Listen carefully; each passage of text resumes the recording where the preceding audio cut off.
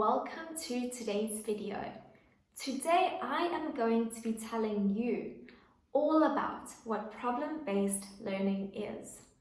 Problem-based learning, also known as PBL, is a strategy of teaching which entails sophisticated and realistic problems that are utilized as an instrument to elevate the student learning of ideas and inference. This approach to teaching differs from the traditional way of teaching, where learners are just presented with new information. This form of teaching is learner-centered. The subjects are learned by learners working in groups to solve an indefinite problem. The problem presented to the learners is what prompts their learning, as the problem is always exciting and interesting. Problem-based learning is basically a manner of teaching which creates the opportunity for group work, and it improves the learners' communication, their problem-solving skills, and their critical thinking. With a little bit of creativity, problem-based learning can be integrated by teachers into any subject. Problem-based learning can be applied in a discussion, a lesson, or even a topic over various weeks. The various applications of problem-based learning is taught with real-world scenarios. These realistic situations engage learners to solve the problems. Teachers can be encouraged to implement problem-based learning into their classrooms.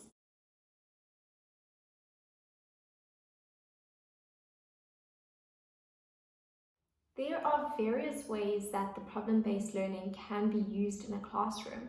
The three main ways are through case studies, through experiments, and through role play. Problem-based learning is essentially a holistic way of learning, as learners are required to recall lessons from various subjects and practically utilize their knowledge. When creating tasks and activities for problem-based learning, teachers need to bear in mind the following steps. Step 1. The teacher needs to distinguish what type of assessment she would like to use, as well as determine the outcomes for the lesson. The outcomes need to be appropriate for the problem-based activity. The teacher can then decide the grouping for the lesson and choose among a small group, a whole class, or pairs for the assessment. The teacher can assess the participation, presentation, or written work that the learners produce. Step 2 involves the teacher inventing a realistic situation or a scenario. This scenario will be told to the class, and the learners will need to solve the problem. When the learners are told the problem and in the beginning of the lesson, they will have a better understanding of how to attain the outcomes of the lesson. The learners need to be engaged and excited by the theme presented to them in order to build a conversation about the problem. After presenting the problem to the learners, the teacher can then move on to step 3, which is to introduce to the learners what problem-based learning is. The teacher can also explain to the learners what is expected of them during the lesson. Step 4 is where the learners are given time to explore their problem and conduct their research. In their groups, the learners will discuss what they do know about the problem and what they can decipher and what they do not yet know. Once they know what they do not yet understand, the learners can research and find the answers they need by using books, pictures, experiments, and case studies.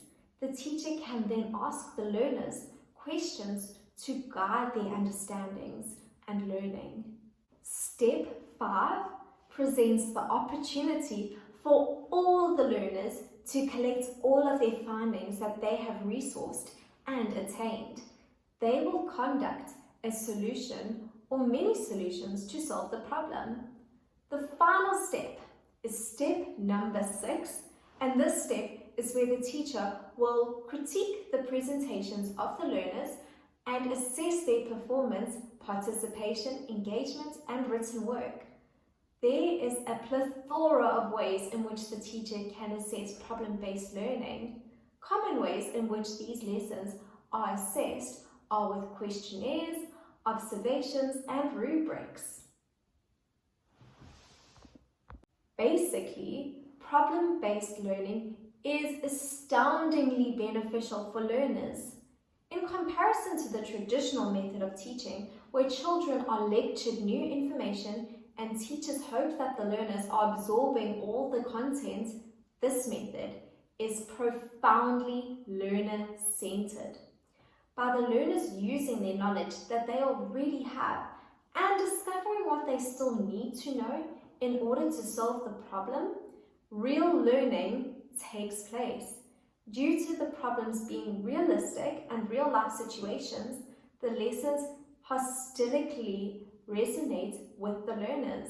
If teachers use the methods of problem-based learning, they can create lessons which will impact the learners into becoming problem-solving, risk-taking, inquisitive, cooperative, creative, and explorative individuals.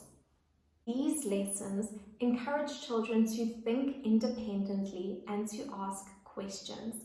The benefits of this manner of teaching are endless, and if teachers implement problem-based learning into their classrooms, they will reap the rewards by having excited, engaged, and a learner-centered classroom. What more could a teacher ask for?